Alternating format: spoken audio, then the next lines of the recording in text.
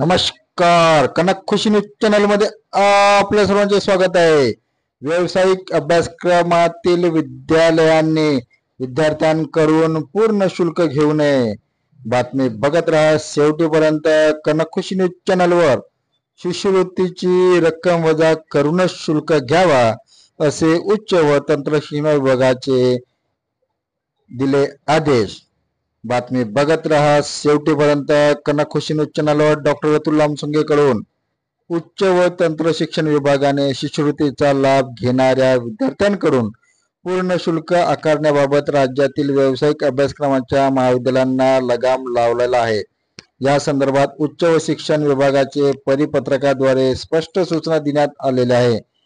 लाभासाठी पात्र विद्यार्थ्यांना शासनाकडून मिळणारी शिष्यवृत्ती याचा विचार करून घेऊन शिष्यवृत्तीची रक्कम वजा करून उर्वरित शुल्काची रक्कमच विद्यार्थ्यांकडून आकारण्याचे निर्देश यात देण्यात आलेले आहे.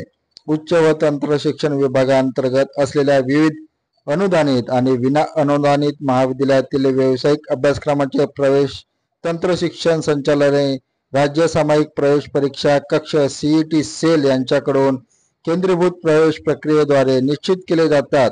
प्रवेश घेत असताना संस्था, महाविद्यालय शुल्क नियामक प्राधिकरण शुल्क निश्चिती समितीकडून निर्धारित केलेल्या शुल्कापेक्षा जास्तीचे शुल्क मागणी करत असल्याची तक्रारी शासनास प्राप्त होतात.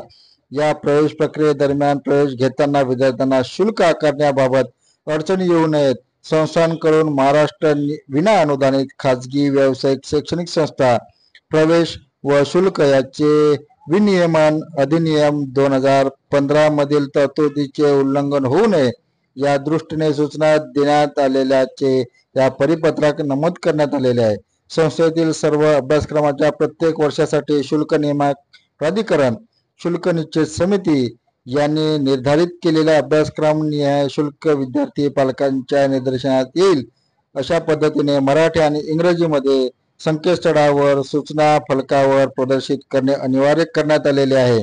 शुल्क नियामक प्राधिकरण मंजूर केलेल्या शुल्कापेक्षा जर अधिक रकमेची प्रत्यक्ष आणि अप्रत्यक्षपणे रोख किंवा वस्तूच्या स्वरूपात मागणी केल्यास त्याचा अर्थ नफेखोरी असा होतो. त्यामुळे या नियमांचे काटेकोरपणे पालन न करणाऱ्या संस्थांवर प्रवेश शुल्क अधिनियम कलम 20 मधील तरतुदीनुसार कारवाई करण्यात येईल असा इशारा देखील या परिपत्रकाद्वारे देण्यात आलेला आहे.